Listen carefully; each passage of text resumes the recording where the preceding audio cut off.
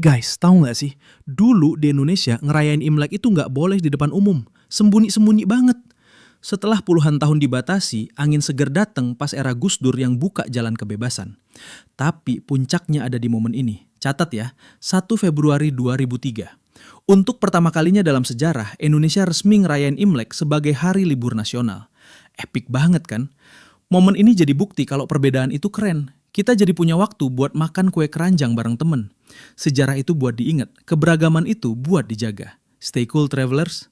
Lo tahu nggak, Universitas Indonesia atau UI itu bukan cuma soal jaket kuning doang. Resminya berdiri 2 Februari 1950, tapi akarnya udah ada dari zaman Belanda lewat sekolah dokter Stovia. Plot twistnya, dulu UI itu raksasa yang cabangnya di mana-mana. Fakultas tekniknya di Bandung itu yang sekarang jadi ITB.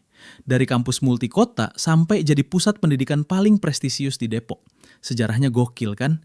Jadi siap tempur buat dapetin the yellow jacket? Share pendapat lo di kolom komentar.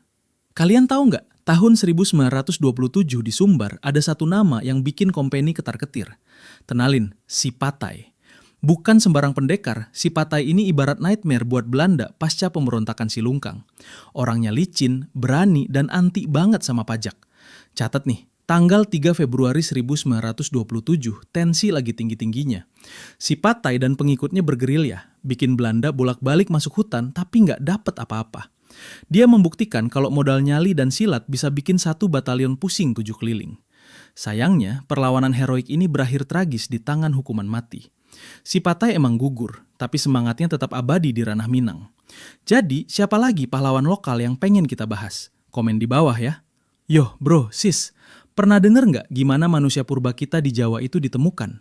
Bukan cuma mitos, tapi bukti nyata yang bikin dunia arkeologi geger. Jadi gini, tahun 1930-an ada peneliti Belanda namanya G.H.R. von Koenigswald. Dia itu kayak detektif super yang jeli banget. Di lembah Bengawan Solo, dia nemuin harta karun sejarah yang luar biasa. Bayangin, di situs Ngandong dia bongkar 11 tengkorak Homo soloensis. Terus di Sangiran ketemu lagi Pithecanthropus yang lebih utuh dari penemuan sebelumnya. Ini bukti kalau Jawa adalah epicenter peradaban manusia purba. Nah, catat nih tanggal keramatnya. 4 Februari 1937. Ini dia momen di mana von Koenigswald ngumumin temuan fenomenal Sangiran II ke dunia. Bukan cuma fosil biasa, tapi bukti konkret yang bikin teori evolusi manusia makin kuat. Dari Bengawan Solo, kita belajar kalau nenek moyang kita itu udah nongkrong di sini jauh sebelum kita ada. Dan berkat tanggal 4 Februari itu, Sangiran sekarang jadi situs warisan dunia UNESCO. Keren kan? Jadi, sejarah itu nggak cuma di buku, tapi ada di tanah kita. Penasaran lebih lanjut? Ayo explore, stay curious. Bayangin, gaji lo dipotong 17%, terus lo mutusin buat bajak kapal perang paling gede. Gak main-main, 5 Februari 1933 dunia geger. Para pelaut pribumi dan lokal kompak bilang kagak bisa ke Belanda. Mereka ambil alih kapal Zeven Provinciën.